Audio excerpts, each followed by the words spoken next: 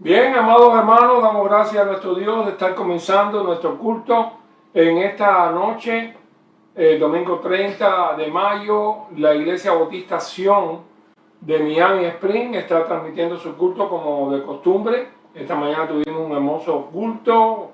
Sabíamos que había muchos que estaban de vacaciones, pero con todo y eso tuvimos mucha gente y agradecidos a Dios por eso. La clase congregado tenía un buen grupo. Y esperamos que ya los que están sin venir, pues vengan. Teníamos bastantes hermanos. Y en la mañana, pues miren un lindo boletín para los que no estuvieron con nosotros. Más allá del cielo azul, estuvimos hablando del cielo. Y en esta noche vamos a hablar de hogares que inspiran. Hogares que inspiran. Recuerden que estamos en el mes del hogar cristiano. Y nosotros siempre acostumbramos a tener 3 meses. La jornada del hogar, me recuerdo cuando nosotros practicamos la jornada del hogar, los programas venían desde la semana del hogar hasta la semana de los padres. Se reunía el Día de las Madres, el Día de los Padres y todo eso se llamaba jornada del hogar cristiano.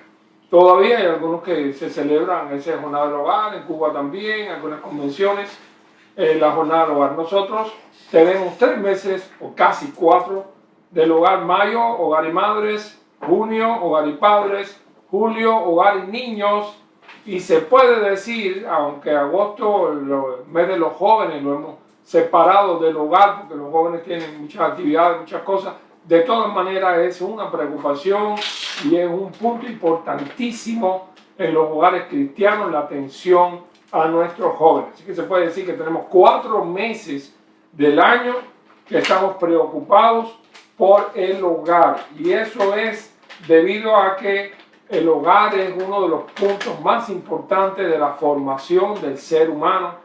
No porque lo diga yo, sino que lo dicen los psicólogos, los sociólogos, los educadores. Están siempre diciendo que el hogar es una fuente de promoción y de extensión de la virtud, la moralidad, el buen gusto, las buenas acciones, y también, pues, por supuesto, el evangelio, y que el niño y el joven después pueda crecer en un ambiente de paz y de amor. Pero para eso hay que pagar el precio y verdaderamente ser un hogar cristiano donde los integrantes del hogar puedan participar de todas las bendiciones que la vida cristiana tiene. Quisiera tener la lectura de la palabra de Dios. Le voy a pedir al hermano Lázaro que me ayude y busquen en sus Biblias Primera de Corintios capítulo 16, Nuevo Testamento, primera epístola a los Corintios, en el capítulo 16. Pudiéramos leer desde el versículo 13, que es el lema de los varoniles, desde el 13 hasta el 20, del 13 al 20, porque ahí estoy escogiendo este pasaje porque se ve en esta epístola a los Corintios, este final de Pablo, sus relaciones con los hermanos, con las iglesias, cómo el evangelio se vivía de una manera muy parecida como nosotros lo interpretamos hoy en día, no gente separada, que la iglesia es el templo nada más que un momentico, sino una relación. El versículo segundo de Corintios, capítulo... ¿Segundo o primero? Primera de Corintios 16, del 13 en adelante. Vamos a ver lo que nos dice la palabra de Dios. Lázaro. No hace falta. Velad, estar firmes en la fe, portaos varonilmente y esforzados. Todas vuestras cosas sean hechas con amor. Hermanos, ya no sabéis que la familia de Estéfana es la primicia de Acaya, y que ellos se han dedicado al servicio de los santos. Os ruego que os sujetéis a personas como ellos y a todos los que ayudan y trabajan. Me regocijo con la venida de Estéfano, de Fortunato y de Acaico, pues ellos han suplido vuestra ausencia. Porque confortaron mi espíritu y el vuestro reconoce pues tales personas. La iglesia de Asia os saluda, Aquila, Priscila, con la iglesia que está en su casa. Os saludan muchos en el Señor. Os saludo a todos los hermanos. Saludos a los unos a los otros con óculo santo. Amén, que el Señor bendiga su palabra. Ustedes pueden ver cómo este final de la epístola a los Corintios es un final lleno de amor cristiano, de compañerismo. Una cosa nueva, posiblemente única, en las cartas de Pablo. Ustedes saben que el apóstol Pablo parece que quedó con un problema en la vista, dicen algunos, que el aguijón famoso de la carne, que allí en la visión que tuvo de Jesús, el resplandor aquel, quedó con un problema en la vista y que por eso decía, mirad con cuán grandes letras os escribo. Pero aquí dice, yo Pablo os escribo esta salutación de mi propia mano. Él tenía amanuense, una vez era Timoteo, Sóstenes, otros le escribían sus cartas, pero aquí, este pedacito lo pone con su propia mano y termina diciendo, el que no amare al Señor Jesucristo sea anatema. Y esa es una de las palabras más fuertes que podía decir un judío. Anatema es maldito. El Señor viene. La gracia del Señor Jesucristo esté con vosotros. Mi amor en Cristo Jesús con todos vosotros. Amén. Así que un final bellísimo de una epístola tan doctrinal como la epístola a los Corintios, y esperamos que Dios nos bendiga en todo este estudio que tendremos esta noche, que se llama Hogares de la Biblia que inspira.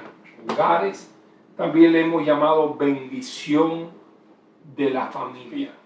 Aquí en 1 Corintios 16, 19 vimos que decía, las iglesias de Asia os saludan. Las iglesias de Asia os saludan, Aquila y Priscila, con la iglesia que está en su casa, os saludan mucho en el Señor. Así que estamos diciéndonos de que en la casa de Aquila y de Priscila había una iglesia. Así que ya aquello se había convertido. Recuérdense que eran tiempos donde no habían templos. Las iglesias se formaban en los hogares, una fuente de luz, de promoción del Evangelio. Vamos a tratar de descubrir cómo esta bendición salía de las iglesias, iba a los hogares y de los hogares seguía hacia el mundo. Uno de los hogares bendecidos por el Señor fue el hogar de Marta, María y de Lázaro. En Mateo capítulo 26, en Marcos 14 y en Juan 12 nos habla de este hogar que estaba en Betania. Fue un hogar visitado y bendecido. Muchos conocen la historia, aquella famosa de Marta trabajando en la cocina, preparándole algo al Señor, mientras María, sentada a los pies de Jesús, escuchaba sus enseñanzas. Este fue un hogar que estaba allí en aquel camino, allí en Betania, que muchas personas deben haber sido ayudadas por ellos. Las dos estaban llenas de gratitud a Jesús por haber resucitado a su hermano Lázaro. Más adelante vamos a encontrar eso. Y María en su estilo, Marta en su estilo, eran devotas, fieles, servidoras de Jesús. Siempre hemos dicho esto, y en todas las iglesias que he estado lo he reconocido, no tengo ningún machismo para negar de que las femeniles fueron más fuertes en cuanto a las ofrendas misioneras y en todas estas cosas que los mismos varones. Fuimos líderes de los varoniles muchísimos años, casi 25 años trabajé con el departamento varonil en Cuba, y les puedo decir que las damas, yo no sé cómo hacían, si les quitaban el dinero a los esposos, yo no sé, pero te acuerdas, Lázaro, que ellas daban más dinero que nosotros para la ofrenda misionera. Las mujeres sostenían el seminario, levantaban una ofrenda de 25,000 pesos para sostener el seminario, y nosotros no podíamos llegar a los 16,000 pesos del hogar. ¿De dónde sacaban el dinero si la mayoría de las mujeres no tenían trabajo? No trabajaban casi las mujeres. Sin embargo, ellas se buscaban la manera. agenciársela de sacarle dinero a los hermaneros y ponerlo en el plato. La otra cosa que quería decir, por ejemplo, también sabemos que el departamento de mujeres, las femeniles, surgieron allá por el 1912 en la convención nuestra, y el de los hombres vino a surgir en el 45. Es decir, que muchos años ellas fueron sostén misionero, y hicieron la obra misionera, salieron en pareja a visitar, en fin, fundaron iglesias, hasta que los hombres pudieran estar ready. Claro, los hombres en lo individual sí, había hombres muy misioneros, o estos primeros patriarcas misioneros, se puede decir, que después fueron al seminario, fundaron iglesias, andaban por ahí por los campos predicando el evangelio. Pero como departamento misionero, aledaño al trabajo pastoral, pues las mujeres fueron siempre un grupo muy fiel en las iglesias donde estuvimos. Así que estamos en el mes del hogar de las mujeres, hay que decirlo antes de que se acabe el mes. A partir del mes de junio, pues estaremos hablando de responsabilidad de los padres. Así que piense en la importancia que tiene el hogar. Aquellos hogares fueron bendecidos por la presencia de Jesús mismo. Cuando alguien le abría las puertas a Jesucristo y él entraba en el hogar, era bendecido. Recuérdense también de aquel camino de Jericó, donde estaba aquel hombre llamado Zaqueo, y un día Zaqueo se subió a una mata. ¿Cómo Zaqueo era un hombre que era mal visto porque era un cobrador de tributos? Sin embargo, este era publicano, porque los publicanos eran así. Entonces este hombre se subió a una mata para ver a Jesús. Y el Señor Jesucristo pasó, lo vio y le dice por su nombre. Oiga, él quería estar escondido allá arriba, que nadie lo viera. Subieron una mata, ¿sabes? Un hombre no se sube en una mata así, a no ser que esté dispuesto a tirarse por el piso, como decimos nosotros. Sin embargo, él se esconde allí en la mata, y el Señor pasa y le dice: Zaqueo, desciende, que hoy es necesario que pose yo en tu casa. Después Zaqueo le dice: Señor, él corriendo bajó del árbol. ¿Saben lo que es eso? Pasa Jesús desconocido, mira hacia arriba y le dice: Zaqueo, date prisa, desciende, porque hoy es necesario que pose yo en tu casa. Y toda la gente que venía con Jesús se dieron cuenta que Zaqueo estaba arriba trepado. Entonces dice el versículo 6, él descendió a prisa y le recibió gozoso. Lucas 19, 6. Al ver esto, algunos que vendían en la multitud, no todo el mundo que andaba cuando Jesús iba con un grupo de personas, había muchos mirones y gente que se metía, y habían algunos que se metían a oír lo que Jesús decía y algunos para criticarlo. Dice que al ver esto, muchos murmuraban diciendo que había entrado a posar con un hombre pecador. Estoy seguro que eso eran los fariseos. Fariseos, gente que sabían que Zaqueo era un publicano. Es decir, un publicano era un hombre, un funcionario al servicio de Roma. Es decir, que estaba con los enemigos del pueblo de Israel, cobrando tributo. Se había enriquecido a costa de que nadie tenía un teléfono para preguntarle a Roma, ni estaba en ninguna pizarra la cantidad de tributos ni de taxes que había que pagar. Zaqueo, venía la gente con 10 denarios, no sé, y decía: no, el emperador subió a 12 denarios, así que tenía que aflojar 2 denarios más, que eso quizás era para el bolsillo de Zaqueo. Así fue que él se enriqueció. Sin embargo, cuando él se encuentra con Jesús, dice Lucas 19, 8. Entonces Zaqueo, puesto en pie, dijo: he aquí, Señor, ya llegaron a su casa, ¿no? He aquí, Señor, la mitad de mis bienes doy a los pobres, y si en algo he defraudado a alguno, se lo devuelvo cuadruplicado.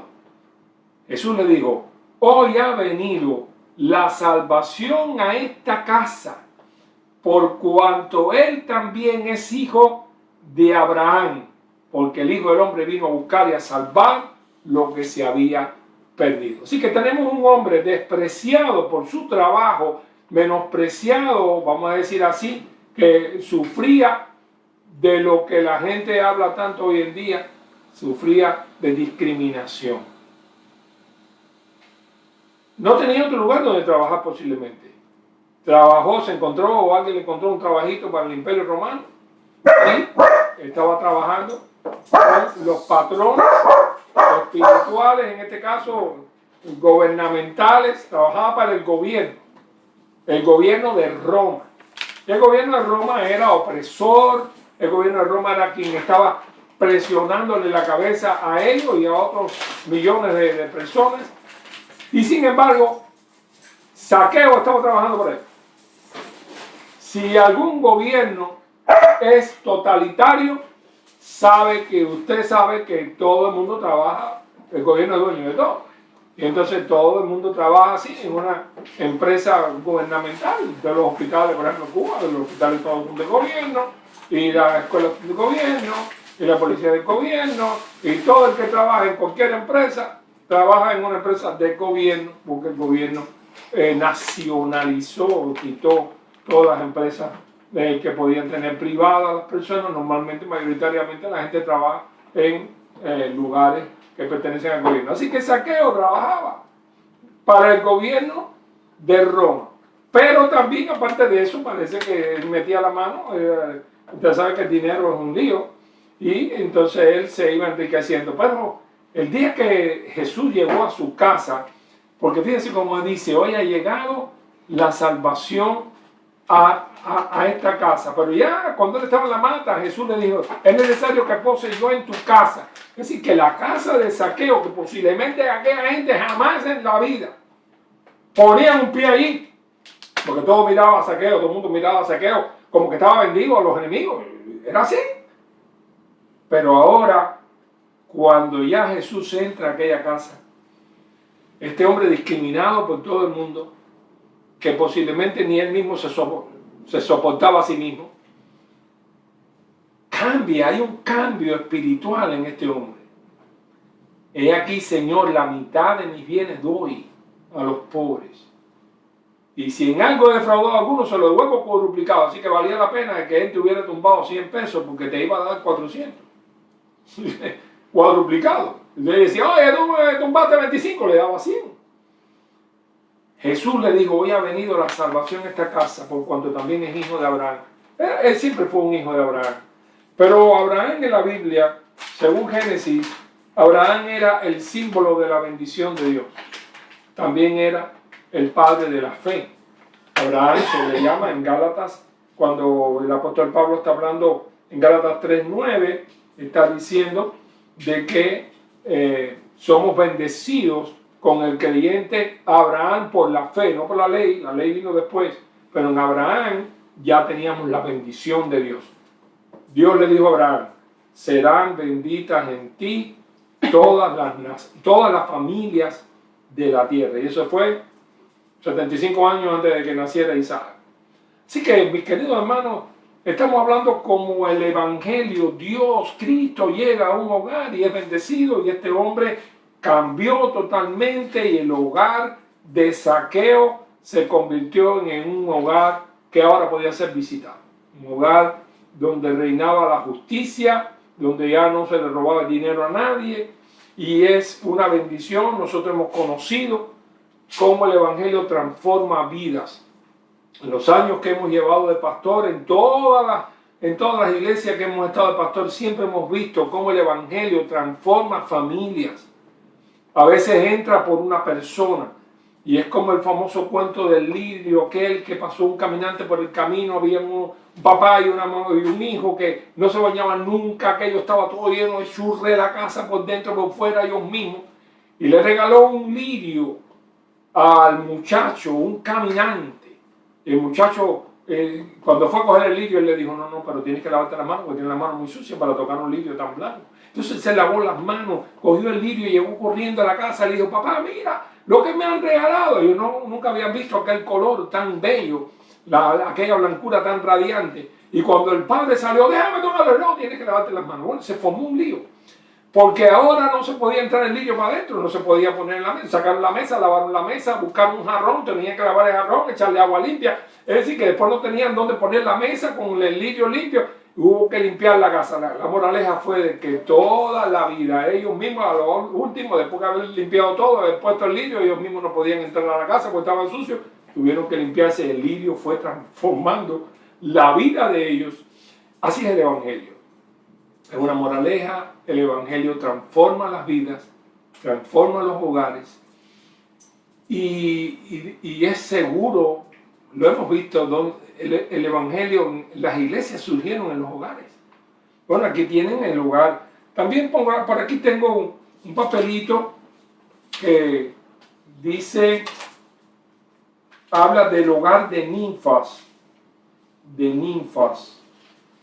Recuérdense de esta casa y saludar a ninfas y a la iglesia que está en su casa. La iglesia era la iglesia de Laodicea. Saludar a los hermanos que están en Laodicea y a ninfas y a la iglesia que está en su casa. Por algún motivo, hay lugares donde se fundaron iglesias y no prosperaron. Si esta casa de ninfas, esta iglesia que se fundó aquí, por medio del apóstol Juan, que Juan dice allí en Apocalipsis capítulo 3, versículo 14 al 22, escribe al ángel de la iglesia en la Odisea, el amén, el verdadero, el testigo fiel, el principio de la creación de Dios, yo conozco tus obras, que no eres ni frío ni caliente. Si esta iglesia, de la cual se dice esto en Apocalipsis, fue la iglesia que se fundó en casa de ninfas en la Odisea, y no otra, pues entonces aquella iglesia se degeneró. Y yo quiero que ustedes entiendan esto porque las iglesias no son los templos es una cosa, las iglesias es otra. Las iglesias están formadas por las personas. Igual que el hogar no es una casa vacía, aunque tenga una chimenea con unos tronquitos y encendido, que ese es lo que en realidad la palabra de hogar viene de ahí. Eso es quizá una tradición inglesa, es el calor, el lugar donde se ponía el calor en la casa. Un lugar frío, se ponía el calorcito. Y el hogar se supone que es eso, pero tiene que ver con los seres humanos. No tiene que ver con las paredes y lo bonito que puede estar, pero si está vacía, no es un hogar, es una casa. Así que lo que tenemos que ver es cómo Dios bendijo el hogar, porque hay gente que está en oculta. Vamos a ver, ¿sería Zaqueo solterón que no tenía familia ninguna? Jesús dice, hoy ha llegado la salvación a esta casa. Se refería, no sé, a las paredes y a Zaqueo solo. A mí me parece, por el conocimiento del hogar y de la familia de aquel entonces, casi todos estaban llenos de hijos. Además, no le faltarían a Zaqueo prospectos, ¿verdad? Hay mujeres que le miran primero a la cartera, el ancho de la cartera, perdón, mujeres que están oyendo, esto no es como ustedes, es un chiste, ¿no? Pero lo cierto es que Zaqueo era un individuo que tenía recursos y estamos hablando de un mundo muy necesitado, un mundo donde había infinidad de gente. Así que yo seguro que Zaqueo tenía una esposa, tenía varios hijos y tenía mucha familia que atender, por eso quizás subía los impuestos y cogía más dinerito porque le hacía falta. Y criados, y el acabose, tenía recursos. Así que la bendición del Señor no solamente transformó a Zaqueo, sino a todos los que estaban cerca de él. Cuando el Señor Jesucristo en Mateo nos dice que nosotros somos la luz del mundo y la sal de la tierra, una cosa importante de todo esto, de este concepto que está ahí en el Sermón del Monte, y lo vamos a encontrar en Mateo capítulo 5, vosotros sois la sal de la tierra, pero la sal tiene que tener propiedades de sal. No puede ser azúcar, porque si no, entonces no se puede usar como sal. Por eso dice, si la sal se desvaneciere, si deja de salar, no sirve más para nada, sino para ser echada afuera y pisoteada por los hombres. Cuando habla del otro elemento, vosotros sois la luz del mundo, pero la luz no se pone debajo de la mesa. sino se pone sobre el candelero y alumbra a todos los que están en casa. Cuando vinimos a esta casa y compramos esta casita que estaba llena de defectos y problemas, una de las cosas que tenía es que nosotros no teníamos luz así.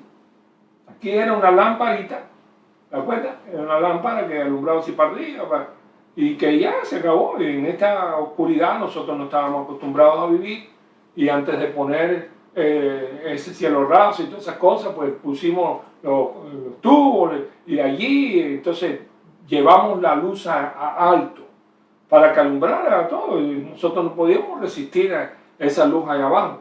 Así que eso es un principio, vamos a decir así, fotoeléctrico, lo que ustedes quieran, pero la luz se pone en alto, mientras más alta sea, más alumbra.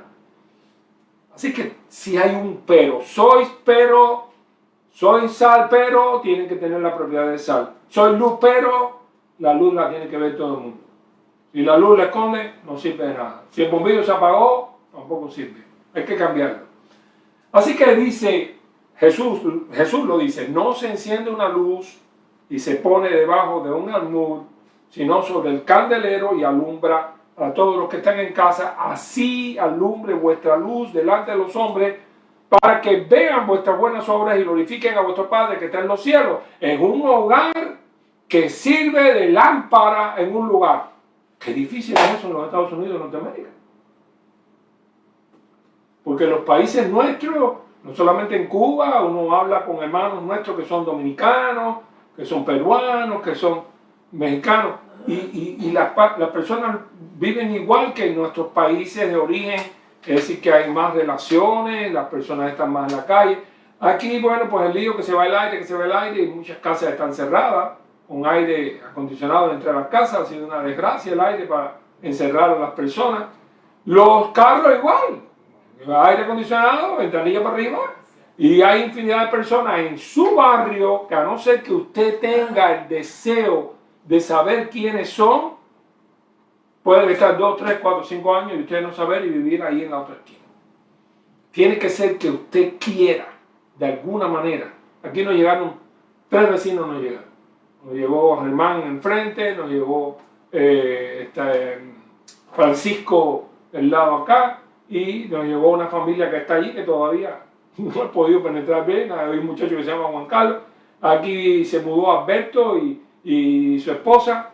Entonces, pero hay que tratar de buenas, ¿qué tal? ¿Cómo están? Bienvenidos a nuestro barrio. Nos alegra mucho que estén aquí. Si algo le podemos servir, estamos allí. Es casi que diciéndole, metiéndose en la vida de la gente. Hay gente que no le gusta eso. Hay gente que le gusta la privacidad. Pero eso no sirve para el Evangelio. El Evangelio no es para vivirlo en privacidad. El Evangelio es para publicarlo. Es una noticia que tenemos que publicar. Y la bendición que Dios nos ha dado es para llevársela a otras personas. Es así como el Evangelio se movió por el mundo. Los hogares fueron más importantes que la misma iglesia para llevar el Evangelio al mundo. Porque el hogar está metido dentro de la sociedad. La iglesia está en un lugar, el templo está ahí acuden los fieles. Pero cuando se van para su casa, llevan el Evangelio a los lugares, a las comunidades, a los barrios.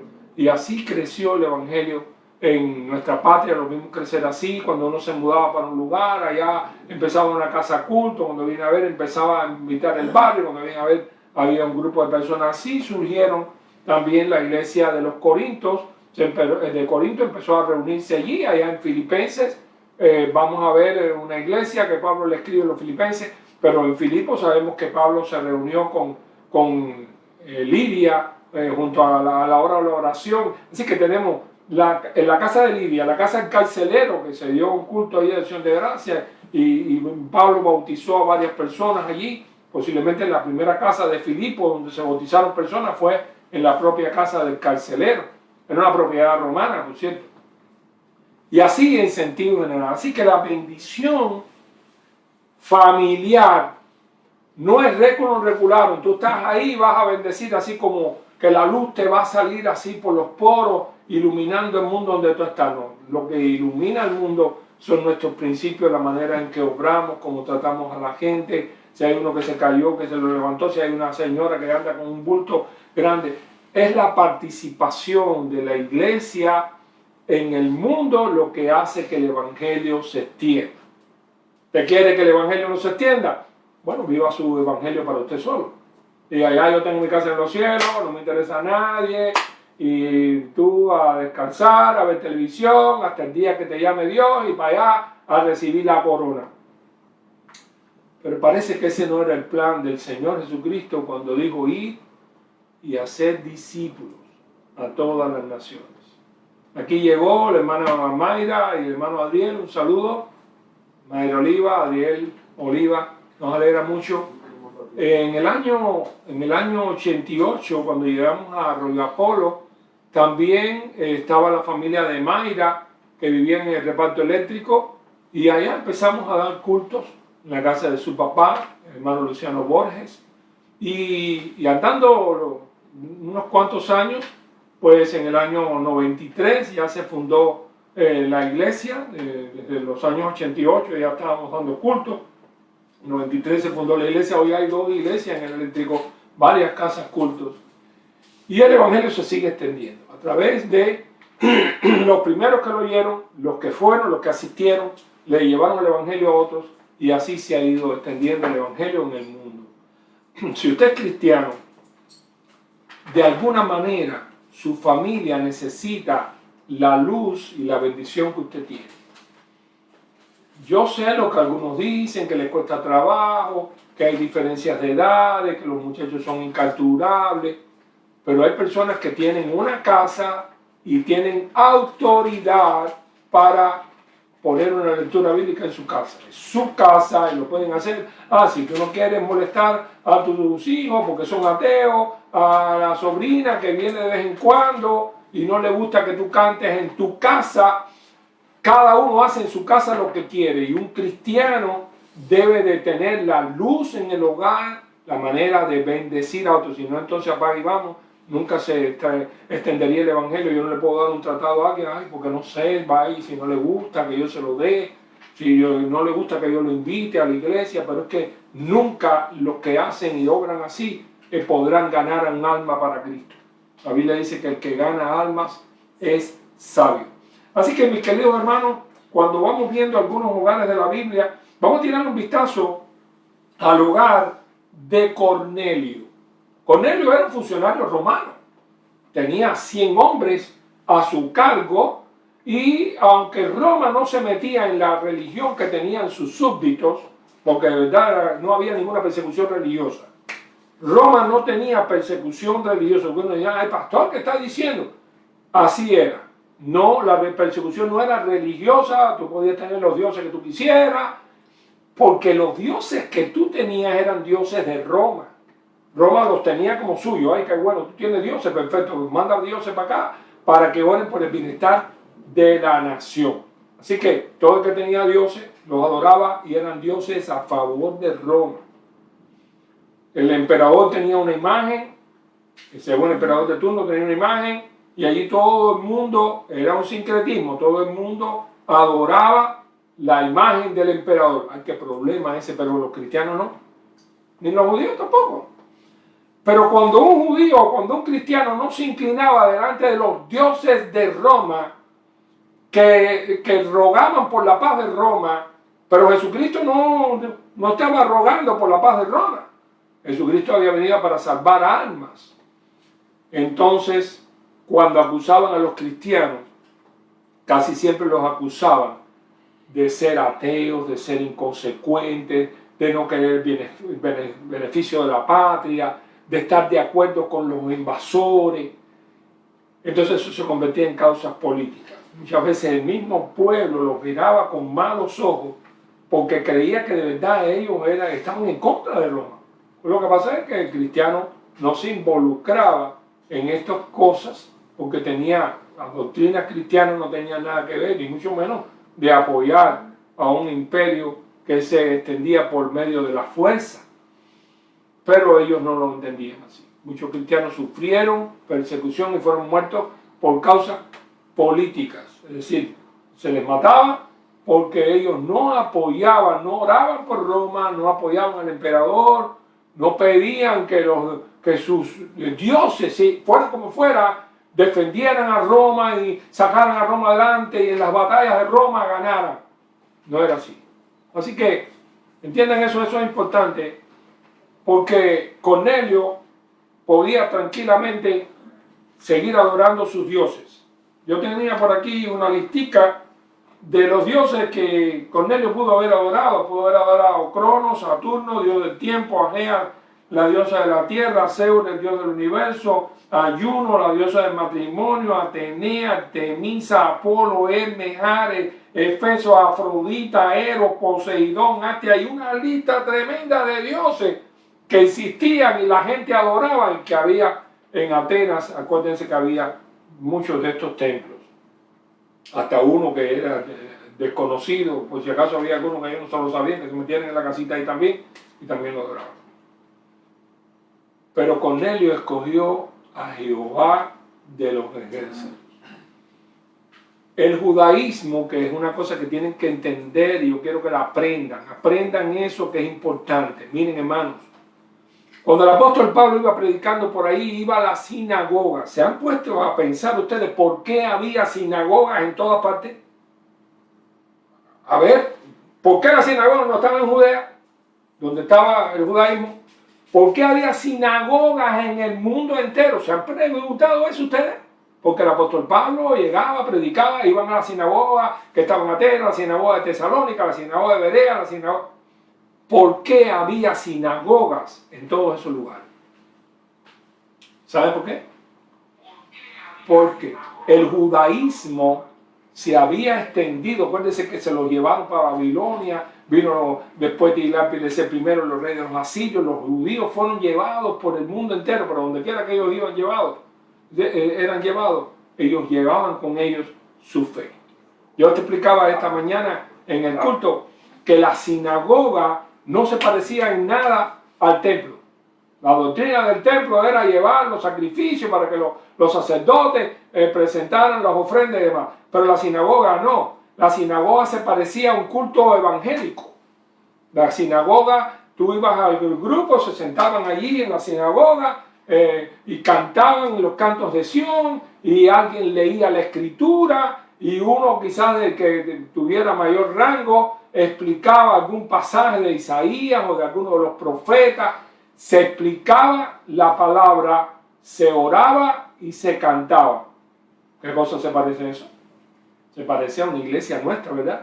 Por eso es que cuando Pablo y Silas y los predicadores, los evangélicos, llegaban a algunos de esos lugares, podían compartir. A ver qué palabra tiene, se paraban, un hermano que viene, está aquí de visita, que traiga la palabra, y ahí Pablo hablaba de Jesucristo que nació, que vino, que murió, que era el Señor, que resucitó, y todo esto era una oportunidad tremenda, porque los judíos habían sido desperdigados por todo el imperio romano, y antes, desde el tiempo el imperio macedónico de Alejandro el Grande también, pero antes también durante el imperio medo-persa y el imperio babilónico. Quiere decir que los judíos estaban por todo el orbe y a donde quiera que tú ibas, pues ellos llegaban a la sinagoga. ¿Por qué iban a la sinagoga? Porque la sinagoga tenía las esperanzas del Mesías, las esperanzas del retorno del Mesías, las profecías. Tenían ahí un local y un lugar y un grupo de personas que tenían su propia esperanza. Recuérdense que todos los apóstoles eran judíos. Recuérdense que ellos tenían el judaísmo. Estaban en la zona del judaísmo, ahí nació la iglesia y se puede decir que las escrituras eran judeo-cristianas. Así que entiendan que este principio chocaba con todas las costumbres que tenía la gente de adorar a otros dioses, religiones de misterio. El evangelio era una cosa tan diáfana, tan pura. Era el Dios de los cielos que había mandado a su Hijo a morir por todos nosotros, a pagar nuestros pecados. Esos pecados que ninguno de los dioses que ellos adoraban podían salvar. Y un día, pues, Cornelio, no sabemos cómo, conoció esta doctrina maravillosa. Cornelio se convirtió en un adorador de Jehová. Por eso es que la Biblia nos dice en Hechos capítulo 13, que cuando el apóstol Pedro estaba allá en Jope, que había ido a curar a aquella muchachita enferma, dice que Cornelio, en capítulo 10, había en Cesarea un hombre llamado Cornelio, centurión, quiere decir que dirigía 100 soldados romanos, de la compañía llamada la italiana, piadoso. La palabra piadoso viene de santo, piadoso, temeroso de Dios con toda su casa, es decir, que tenía su casa en sujeción al Dios de los cielos, a Jehová de los ejércitos, en una casa, una familia, donde el padre de familia tenía una fe y todo el mundo estaba por ahí.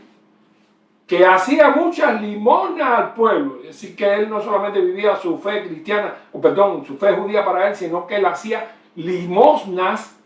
Bueno, por ser funcionario romano, supongo que tenía un poco más que los demás, hacía limosnas al pueblo y oraba a Dios siempre. Cuando a mí una persona me dice que es una persona de oración, ya eso es una marca mayor. Así que, pero este hombre, fíjense la clase, era un hombre al estilo de los hombres del Antiguo Testamento, de Jacob, de José. Oigan, este vio claramente en una visión, como a la hora 9 del día, que un ángel de Dios, es a las 3 de la tarde, que un ángel de Dios entraba donde él estaba y le decía, Cornelio. Él mirándole fijamente atemorizado dijo, ¿qué, Señor? Le dijo, tus oraciones y tus limosnas han subido para memoria delante de Dios. Envía pues ahora hombres a Jope, a venir a Simón, el que tiene por sobrenombre Pedro, está viviendo allí en casa de un hombre llamado Simón Curtidor, junto al mar. Él te dirá lo que es necesario que haga. Y así se desencadena toda esta historia. Él manda ya soldados a buscar a Pedro. Supongo que Pedro, si hubiera visto a los soldados venir de lejos, pensaba que lo venían a aprender, lo venían a rogarle que le llevara el evangelio. Pedro fue allá, todo el mundo estaba tranquilito allí esperando que él llegara. Él les predicó, la gente se convirtieron y allí en Cesarea, en casa de Cornelio, se levantó una iglesia evangélica. Mis queridos hermanos, el hogar de Cornelio, que había ya sido bendecido por el Dios de los cielos y de la tierra, Jehová de los ejércitos, y la ley, en un tiempo ahora Dios quería que ellos, aparte de la ley, conocieran la gracia. Vamos a decir, si Cornelio se hubiera muerto sin conocer a Jesucristo, era salvo porque era un hombre fiel a la ley y fiel a las promesas de Dios, la esperanza del Mesías. Pero como ya el Señor había venido, había nacido, había muerto y se estaba predicando el Evangelio, Dios quiso que Cornelio, la casa de Cornelio y la sede de Cornelio se convirtiera en una iglesia. Y eso pasó. Así que vemos como una casa, y eso lo vimos, tantas veces lo vi. Tantas veces fundamos muchas iglesias en Cuba, en casas de hogares de hermanos. Me acuerdo que allá en Tapaste, por allá, por una comunidad, no me acuerdo, en casa de García, allí se organizó una iglesia. Caramba, no me acuerdo cómo se llama ese lugar. Y allá en San Antonio de Río Blanco y en Huines, por allá atrás, en muchos lugares donde había una casa donde hermanos se empezaban a dar culto y a reunir a los vecinos y un poquito un rato, y cuando venía a ver había un grupo grande, como pasó en casa de Luciano Borges, y en muchos otros lugares surgieron las iglesias así. Eso de vamos a construir un templo para entonces después fundar una iglesia aquí, eso no funcionó. Por lo menos en Cuba no fue así, y creo que en la mayoría de los lugares el evangelio fue creciendo a través de los hogares. Quiere decir que los hogares fueron regando por el mundo la abundancia de la bendición personal. Te bendeciré, pero también bendeciré a los que están contigo, y tú serás bendición. Ya estábamos hablando de pasar la bendición, de tocar a otros. Hablando de la vida de mi gran héroe, Guillermo Carey, dice, cuando era muchacho, él jugaba un juego que se llamaba Tagaragone, un nombre raro, que era que salías corriendo, cogías a uno y ese uno era de tu equipo, entonces entre dos ya iban cogiendo y a todos los que cogían, el que más cogía pues tenía más de su grupo. Y dice que Carey jugó ese juego en serio cuando ya él fue misionero, entonces se dedicó a buscar hombres para la obra de Jesucristo. Trajo a millones detrás de él porque muchos que oyeron la historia, otros se siguieron, estuve viendo la historia de cómo se formó la junta misionera de aquí de los Estados Unidos cuando Adoniram Judson y la esposa pues salieron a ir allá a la India, a donde estaba Carey. Ellos eran congregacionalistas, ellos no eran bautistas, pero Carey era bautista. Y entonces ellos quisieron ir a las misiones y la junta de allá de Boston los mandó y ellos fueron para allá, y cuando iban en el viaje decían, bueno, ahora tenemos que llegar a un lugar, un hombre que es bautista. Nosotros no sabemos bien cuál es la diferencia, porque no estudiamos, se pusieron a estudiar. Cuando llegaron allá, ya eran bautistas, habían aceptado el bautismo por inmersión y entendieron que era bíblico el bautismo por inmersión y no por aspersión. Ahora estaban en la India, misioneros, y no tenían obra, ya ellos no tenían la obra que lo respaldara, así que habían unos misioneros, y se lo contaron a Carey, allí lo bautizaron, a Adoniram Judson y a su esposa, y después Lutero Rice, otro de los que había también, de los jóvenes decididos a la obra misionera, también le pasó lo mismo. Entonces después tuvo que venir acá a Estados Unidos a decir que ahora eran bautistas. ¿Dónde están los bautistas aquí? Aquí somos misioneros en la India. Dice que entonces se movió el mundo bautista y entonces fue que se decidieron a hacer una obra misionera foránea, y estos hombres fueron los que la llevaron adelante. Pero Carey fue el que inspiró. Se montó en un barco de palo en el año 1790, se fue a predicar a un lugar inhóspito, vio morir a 2 de sus hijos, su esposa se volvió loca, se pasó 40 años luchando como en un desierto para que, andando el tiempo, el evangelio creciera de una manera extraordinaria en la India y se hicieron leprosorios y universidades, iglesias. Por eso, mi querido hermano, mi querido amigo que estás oyendo, el evangelio no es algo para nosotros solos. Los hogares fueron bendición porque el hogar fue regando por el mundo el evangelio de Jesús. También está ahí el hogar de Priscila y Aquila, que se supone que fue la primera casa culto de Corinto. No sé si fue ahí mismo donde surgió la iglesia antigua de Corinto, pero lo cierto es que sí, cierro los ojos y pienso en muchos hogares.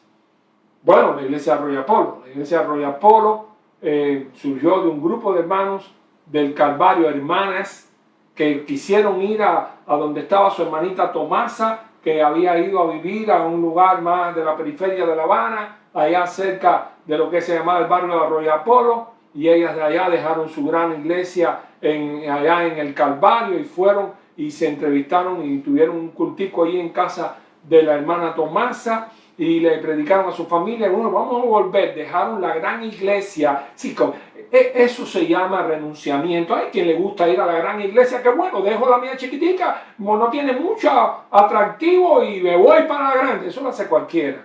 Pero dejar la grande para ir a hacer una obra, eso lo hacen solamente los misioneros. Y entonces estas hermanitas comenzaron allí en casa de Tomasa y ya después hubo 7 o 8 y después llamaron a los vecinos y cuando vino a ver se empezó a hacer una misión, se hizo una misión y en el año 1922 se constituyó la Iglesia Bautista de Arroyo Apolo, que por cierto ahora cumple 100 años, el año que viene va a cumplir 100 años. Y las misiones que se crearon y las otras iglesias que salieron de esa, pues han bendecido toda aquella región. Mi querido hermano, mi querida hermana, si tu evangelio es capaz de bendecir tu familia, es el evangelio genuino. Si eres solamente los que piensan que tú tienes un club secreto al cual tú vas y regresas a tu casa y te llevas tu Biblia y todo, allá cantaste y todo, pero ahora te metiste en tu casa, ahora lo tuyo es ver televisión, trabajar, todos los días para el trabajo, regresar cansado de la televisión, nada más. Si esa es tu vida, pues sencillamente Dios no te puede usar para la extensión del evangelio en el mundo. Le estará diciendo el Señor, Señor, conmigo no cuente. Cuando el Señor dijo, en Isaías se cuenta cuando el Señor dijo, ¿quién enviaré? ¿Quién irá por nosotros? Isaías dijo, aquí estoy yo, envíame a mí. Y así surgió uno de los profetas más extraordinarios del Antiguo Testamento. Eso es lo que ha hecho que muchos pastores le digamos al Señor, Señor, no aquí, lo dejamos todo. Hay algunos que dejaron sus carreras, dejaron la medicina, dejaron lo que estaban haciendo y se fueron a predicar el Evangelio. Y hoy son obreros a tiempo completo que han fundado iglesias, son misioneros. Así fue lo que hizo el doctor Moisés Nathanael McCall en 1905, que se fue por una tierra inhóspita que era Cuba en aquel entonces, a pasar penurias, y después de 45 años, 40 años allí, ya la obra bautista era sólida, fuerte, y ha llegado hasta los días de hoy creciendo. Así que mis queridos hermanos, nosotros estamos agradecidos a Dios de que un día el Evangelio llegó a nuestra familia, a nuestra casa. Empezó por mi hermana, me lo pasó a mí, y después lo hablé a mis padres. Así que ahora estamos aquí invitándote a ti a que pongas tu casa, a que sea bendición a tus vecinos, a tus amigos, a tus hermanos. Y esperamos que Dios te pueda usar en eso, porque así entonces tu bendición no será para ti solo, sino será la bendición de Dios para el mundo que te rodea. Así que Dios les bendiga a los que han oído.